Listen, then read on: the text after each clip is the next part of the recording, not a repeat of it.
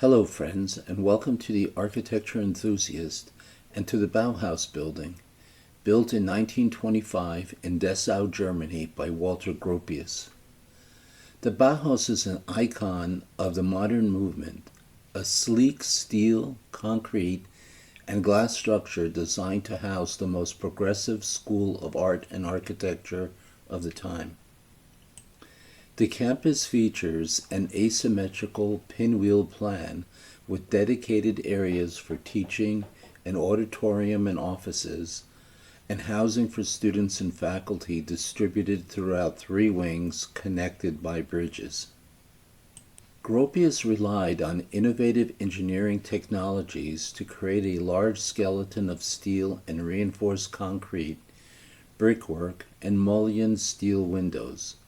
He achieved variation in the facades through restrained color differences between walls and the bold use of steel-framed glass to form curtain walls, one of the earliest examples of this characteristic feature of modernist architecture. The building, constructed in the international style, consists of 5 functionally structured parts, arranged additively in several wings. The reinforced concrete frame structures were arranged on a flat side in such a way that there is no front in the customary sense. In one of these wings was the School of Arts and Crafts, the workshop wing with its distinctive glass curtain wall, and atelier house. The wall's design evoked industrial innovation of a factory building rather than the tradition and civic elevation of an academic institution. The atelier house contained the dormitory studios for the students. The north wing of the craft school and the workshop wing are connected by a 2-story bridge. This was intended for administrative rooms and the building office of Gropius, later Bauhaus Architectural Department. In a flat building between the workshop section and the atelier house are the auditorium and stage, as well as the Bauhaus cafeteria.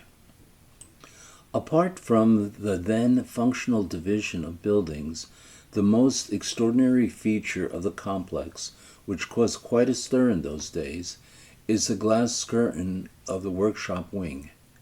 The support columns were set inward to allow for an uninterrupted glass facade to stretch over all 3 floors as well as the entire length of the building. The impression is one of transparency, lightness, and flatness.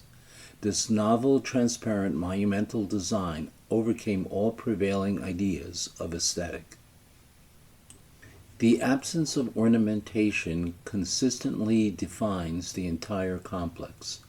The open facade creates a new, also from an educational perspective, effective relationship between the inside and outside, giving the impression of freedom and clarity. However, the delicate glass facade with its steel frame caused major problems in terms of sun protection and building climate control. In summer, the building heated up considerably due to direct sunlight. A necessary sun protection system consisting of curtains destroyed the intended transparency. In winter, the building cooled down very quickly due to the single-pane glass and required extensive heating. Ventilation is provided by mechanically controlled slotted windows, which are very elaborate in detail. Particularly striking is the protruding 5-story building section, which is known as the Preller House. After its completion in 1926, the 28 studios were used by young masters and students as living and working space. Walter Gropius used elements that would later become characteristic and determine the style. The entire building was organized according to function. The purpose of the building determined its form. Its aesthetics resulted from its functionality. The facade design also foreshadowed its later usage. The revolutionary steel skeleton construction, load-bearing steel elements with brick infill, covered by a flat roof, made it possible to forgo structural reinforcement of the building corners. These open corners were supplemented with windows and balconies that wrapped around the edges, thereby conveying an impression of lightness.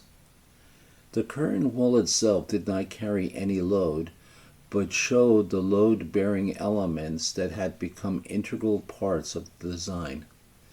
New approaches were also taken in the color scheme. The outer walls were kept in a neutral, plain white, while the interior was painted in various colors between load-bearing and exterior elements.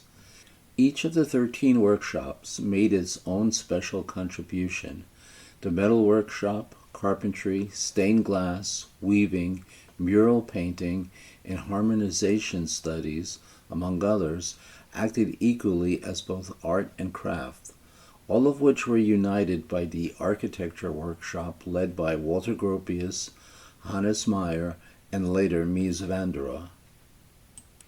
UNESCO named the campus a World Heritage Site in 1996, and today it is open to the public as a museum and research center owned and managed by the Stiftung Bauhaus Dessau.